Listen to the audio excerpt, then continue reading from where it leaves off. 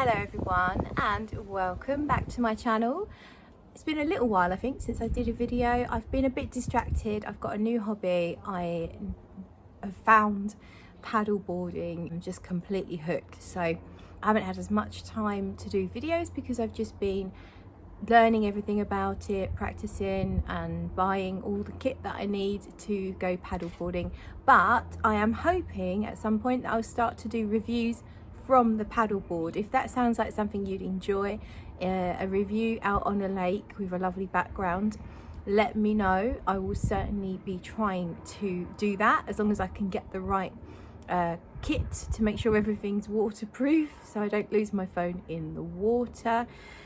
But let's talk about heat waves. The current heat wave, actually we got a couple of cooler days yesterday and the day before. We've had some rain, but we've been in a massive heat wave. We've had the hottest day ever recorded in the UK, over 40 something, I can't remember, 44 degrees, which is really hot for the UK. And it's a bit cooler today, but it's still lovely and sunny with a little bit of a breeze. It's a really nice day today, and I thought I would do my favorite fragrances for really hot weather. I'm going to start with the coolest. So these ones, the first couple, don't have a warm base. They're very refreshing all the way through, albeit a bit shorter lived because they don't have strong base notes. And then we'll go on to ones that do have a slightly warmer, slightly sweeter base, but are still really great in the heat and refreshing. So we'll start with Chanel's Deauville. So it's Chanel Paris Deauville, and this is a really nice green fragrance. I don't usually like green perfumes if they go more leafy or foresty, but this is green in terms of the lime, the citruses, the petitgrain. There's some florals in here as well, and I'm trying to remember. There might be some lily of the valley, which would lend it a green tone. It does have a base note of, I think it's patchouli, maybe vetiver. It does have sort of like slightly woody notes to it as well, but it's mostly all the citruses, every citrus you can think of, all like the lovely citrus fruits, but it lends more green, very fresh, very invigorating, and actually not too bad at lasting. I get about half a day on my skin, which I don't think is bad for such a refreshing scent. And I really enjoy it if I want like an woo, like zingy, zesty, uplifting moment. Then this Chanel Paris Deauville really does do the trick. It's just perfect when you are really, really hot because you feel like you want to smell clean and fresh. And yeah, it just really works for that. So I enjoy that. Another one that's super fresh is Atelier Cologne's Pomelo Paradis. This is basically a very fresh, juicy grapefruit scent, but it's a sweeter grapefruit than some out there. So if you know Guerlain's Pampaloon, I find that a little more bitter, a little more chunky, hard to explain, but a little more bitey. This has a little more sweetness and refreshingness to it. It does have some darker base notes. I think again we've probably got some vetiver, patchouli, maybe cedar, I can't remember. It's got some woody base, but it's mostly a very, very refreshing grapefruit with a little bit of sweetness. Wouldn't surprise me, it's not listed, but it wouldn't surprise me if there was a teeny tiny bit of vanilla in here. Something gives it a little more sweetness than just a typical citrus perfume, and it's just really, really refreshing. And then another one in the same vein as those two, super refreshing, not particularly sweet, is Xerjoff's 1861 Renaissance. This is a citrus and mint combination. Has a little bit of strength in the base, again from woody notes. I can't remember, it doesn't really matter because I don't think they're the star of the show, but it to me smells like there's a touch of a clean woods, although there may well be some patchouli to lend it the longevity that it gives, although I can't really smell it. To me, it's super invigorating, very refreshing. Again, leans a little more on the greener side, but all the citruses, like a citrus salad, fruit salad in front of you with some mint leaves on top, just so natural smelling, really juicy, really refreshing.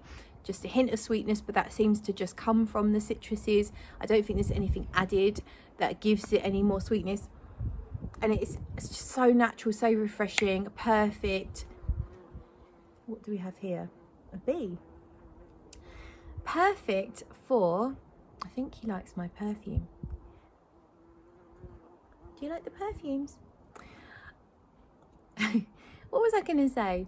I think this is really classy. It's an Italian brand, of course, Xerjoff, and this really does have a sort of like an Italian chic kind of feel. Totally unisex, perfect for a chap in a crisp white shirt going about his day on a really lovely warm day, and also anyone really that just wants to smell fresh, clean and put together. And now we have this one. Let's give it a shake so you can see all the sparkles, all the gold flakes. There's real gold flakes in here. It's Nuda Veritas from Atelier des Ors. Beautiful, beautiful, stunning bottle. Absolutely love it. I have this one on here. This is a little closer to the skin, so if you're looking for beast mode, this is not for you. This one has a note of Cologne. That's C-A-L-O-N-E, and that is the ingredient used to make some aquatic like accords. It smells slightly lemony and slightly watery, sea-like. To me, I don't get that typical aquatic scent that you get from like men's marketed blue perfumes, blue fragrances. I don't get any of the things that I find slightly aggravating in an aquatic. I don't get here, so I have no issue with cologne. I actually quite enjoy the smell of cologne. We've got quite a few florals. I think there's osmanthus, there might be rose. I can't remember, but really I don't actually pick out too much florals. It's more like, if you imagine the cologne note, so it is slightly melony and fresh, and also a little bit like concrete or wet concrete. I'm talking about rain on concrete, not unset concrete. Imagine rain on concrete. I get that kind of mineral freshness from it. And I think, yeah, there's orange blossom. You can pick up on the orange blossom actually. Orange blossom makes it kind of pretty and a little bit exotic and slightly more islandy. And musk, yeah, there's definitely quite a lot of musk in here as well. This is another really sort of clean shirt type scent, perfect for men or women, completely unisex, very fresh, put together,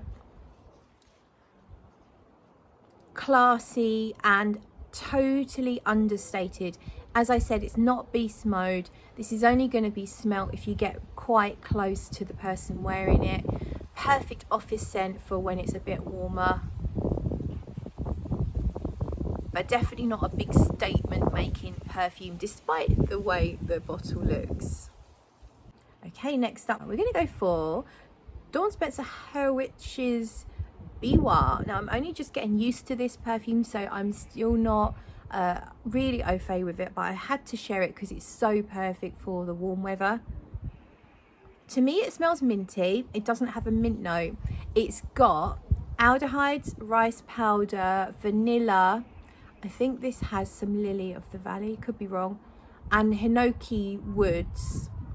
It's supposed to sort of bring you to mind of a Japanese pond, and the Biwa is a pearl.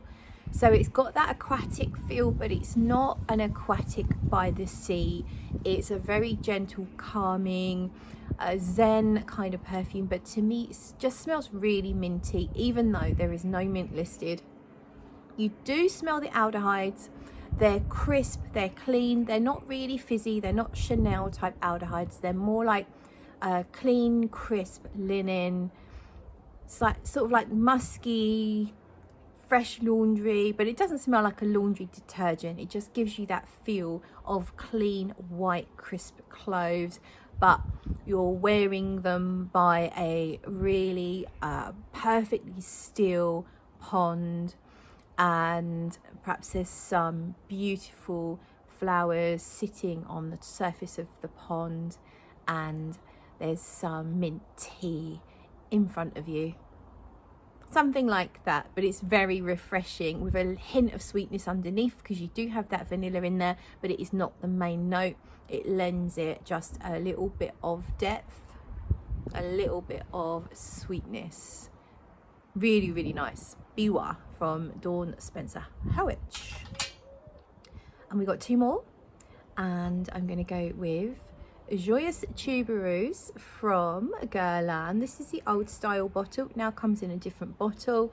As you can see, I've made a fair old dent in that one. And what I love with Joyeux Tubereuse is how refreshing that opening is. Again, it's got more of a greenness to it, so quite a lot of these fragrances have a greenness to them, and I think green notes in general, especially the fresher green notes, they do really help you to feel cool and refreshed in the really hot weather. And I do think I'm gonna have to spray this. I'm absolutely covered in perfume, by the way, already, but hey ho.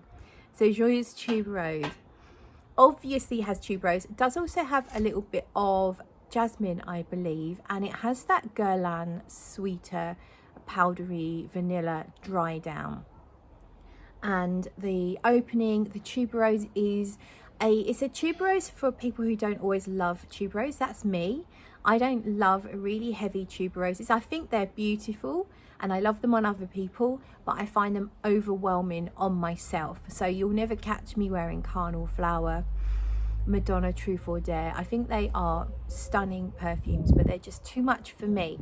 And this is a tuberose light. This is tuberose for beginners.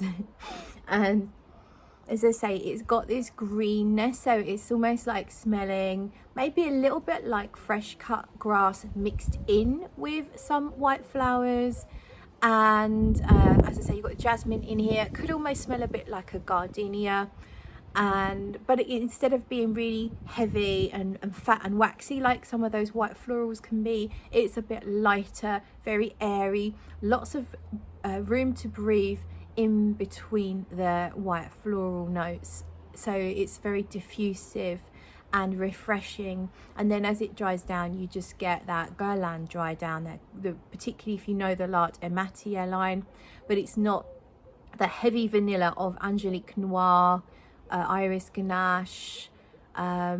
Basically the majority of the L'Art Ematiers are very heavy on the vanilla in the dry down. Tubereuse, Joyeux Tubereuse is, if you cut that almost to be about a quarter, something on my lip, if you cut that down, if you cut that sweetness, that vanilla down to about a quarter of what it is in, say, Angelique Noir, which is a very vanilla-y in the dry down, that's kind of what you get, but it retains the floral airiness all the way through.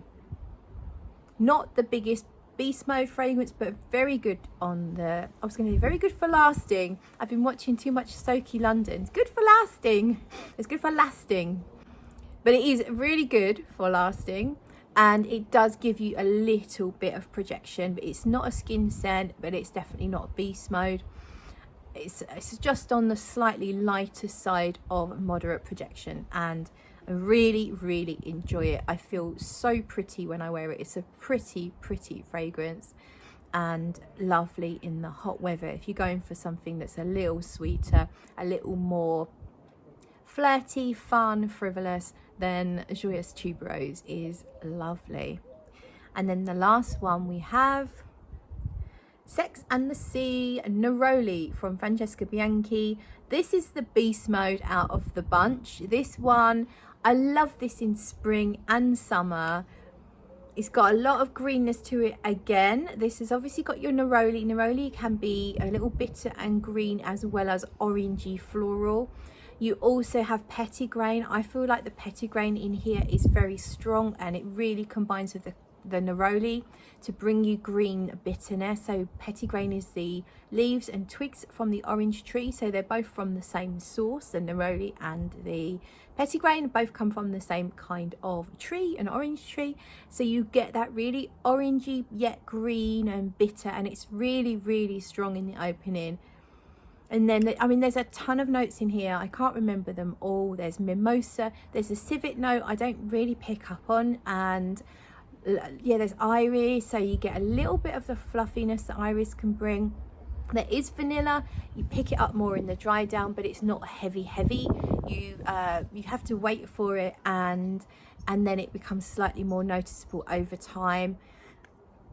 But for me, mostly I get the green, orangey, bitter Neroli and petitgrain, and that really lasts all the way through the perfume, but the other notes just start to show up later on in the wearing, and it's just super long lasting and super beast mode.